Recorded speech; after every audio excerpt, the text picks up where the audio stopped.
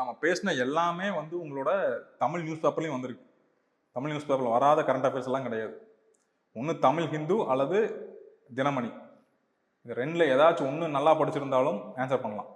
Which is the international coalition of solar resource rich countries that are collectively addressing common challenges on solar energy applications?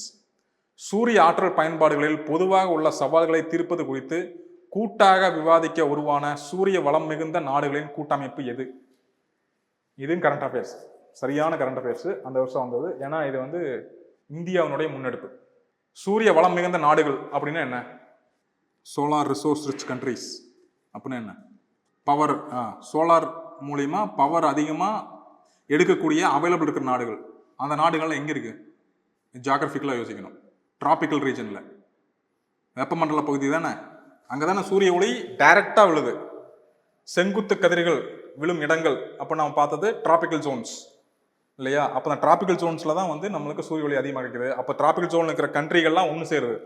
நாம் இந்த சூரிய ஒளியை வந்து நாம் பயன்படுத்துறதுக்கு, சூரிய ஆற்றலை நாம் பயன்படுத்துறதுக்கு, அதிகமாக பெறுறதுக்கு நாம் ஒரு கூட்டமைப்பு உருவாக்குவோம் அப்படின்னு இதைய நம்ம பாரத பிரதமர் தான் முன்னெடுத்து கொண்டு போகிறாங்க.